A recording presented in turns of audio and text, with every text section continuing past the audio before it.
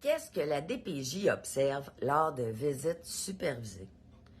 Bonjour, je suis Isabelle Landry pour ceux et celles qui ne me connaissent pas. Aujourd'hui, on va aborder un sujet important qui revient souvent dans vos demandes, surtout pour les parents en contexte de visite supervisée, évidemment.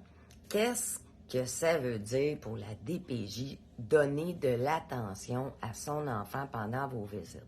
Et surtout, qu'est-ce qui est observé lors de vos visites? Hein?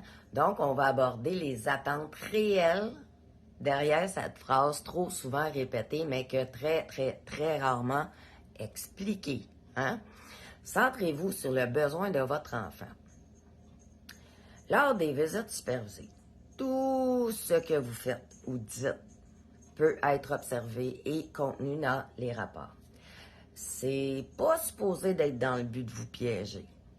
C'est pour évaluer votre capacité réelle à répondre aux besoins immédiats de votre enfant. Donc, la qualité de l'interaction est super importante. Est-ce que vous regardez votre enfant dans les yeux lorsque vous lui parlez? Est-ce que vous vous mettez à sa hauteur? Est-ce que vous vous intéressez sincèrement à ce qu'il dit ou à ce qu'il fait? Prenez-vous le temps de regarder ses dessins, puis bon. La capacité à suivre son rythme aussi, hein, parce que l'enfant, si l'enfant veut jouer, est-ce que vous allez embarquer dans son jeu, même si ça ne vous tente pas, ou vous allez lui imposer vos propres idées? Est-ce que vous êtes capable de tolérer qu'il explore à un rythme différent du vôtre? Hein? Être moins rapide, pas être à votre vitesse à vous. La reconnaissance des émotions, évidemment. Là. Votre enfant pleure, s'agite, frappe, lance, peu importe. Est-ce que vous réagissez avec calme et empathie pour reprendre ce qui s'est passé, nommer ses émotions et aller valider ce qu'il ressent avec lui?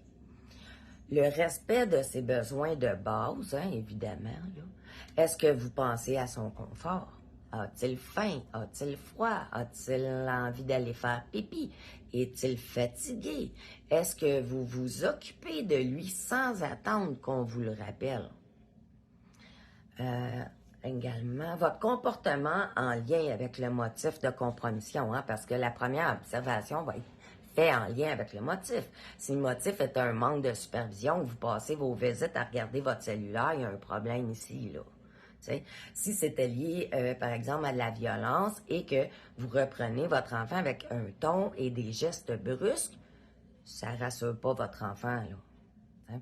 Votre attitude face à l'autorité et aux limites aussi. Ça, c'est respectez-vous les règles de la visite, les consignes données. Faites-vous des commentaires inappropriés sur la DPJ, la TS, l'autre parent ou la famille d'accueil ou encore même sur une situation donnée. À ne pas faire, surtout pas devant l'enfant. Votre capacité à être là mentalement et émotionnellement. Est-ce que vous êtes absorbé par votre téléphone, par des histoires avec des amis? Est-ce que votre attention est divisée ou votre attention est vraiment présente pour votre enfant? Ça, c'est toutes des choses qui vont être observées. Hein?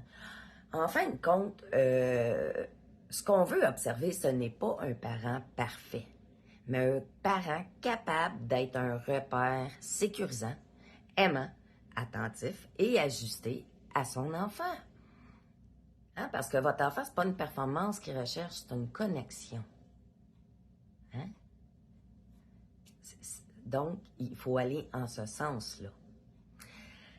Merci d'avoir été avec moi. C'est sûr que c'est une petite capsule, je fais ça vite, mais en attendant, souvenez-vous que chaque petit moment, même les plus simples, ça compte, hein, pour votre enfant.